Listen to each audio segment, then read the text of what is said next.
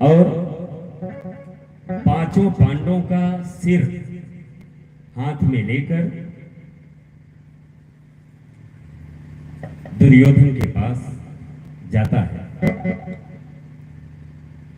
रात्रि बीतने वाली है, तभी वह पांचों सर को लेकर पहुंचता है और कहता है कि लो मित्र, तुम एक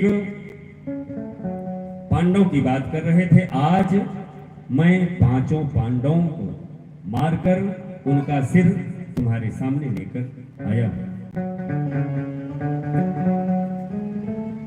दुर्योधन बड़ा प्रसन्न हुआ। उसने कहा कि सबसे पहले जिसने मुझे घायल किया है उसका सर मेरे हाथ में दो। अश्वत्थामा भीमसेन का सर समझ के भीम के पुत्र का सर देते हैं।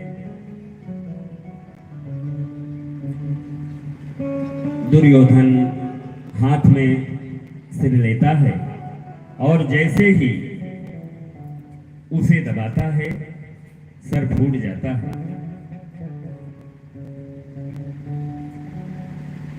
दुर्योधन को बड़ा कष्ट होता है कि अरे ये तूने क्या किया? तूने तो मेरा वंश ही समाप्त कर दिया। अब मुझे, हम सबको जल देने वाला भी कोई नहीं बचा। तूने ये क्या किया? दुर्योधन को बड़ा कष्ट हुआ।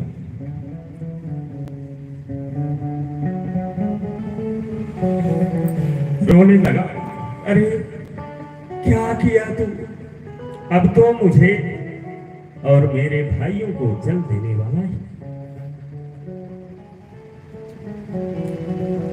मेरी दुश्मनी सिर्फ पांडवों से थी, उनके बच्चों से। उसे वरदान था कि जब दुख और सुख एक साथ होगा तो दुर्योधन का प्राणांत हो जाएगा। दुर्योधन तुरंत शरीर त्याग देता है, उसका प्राणांत हो जाता है। जब अश्वत्थामा यह जान जाता है कि हमने पांडव का नहीं बल्कि पांडवों के पुत्रों का सर काट के लाया हूं, और यह पता जब पांडवों को चलेगा तो मुझे जीवित नहीं छोड़ेगा, वह भागने लगता है, भाग जाता है। और द्रौपदी प्रतिदिन की भांति सुबह अपने पुत्रों का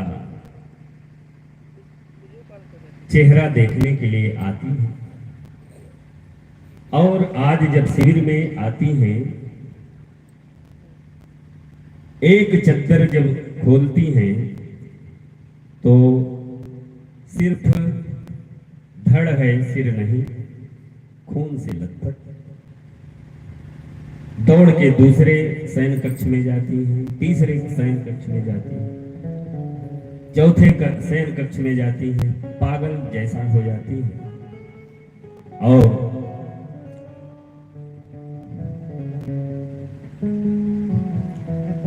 विलाप करती है। कैसे?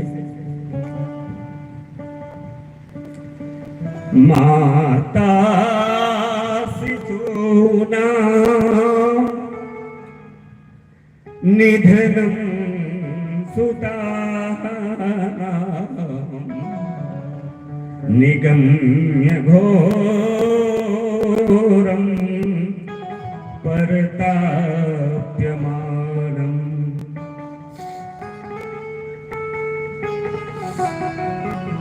तदारुधन्या कलाकुलाक्षे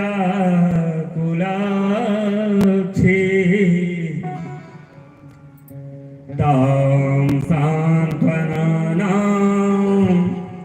किरीटमाले।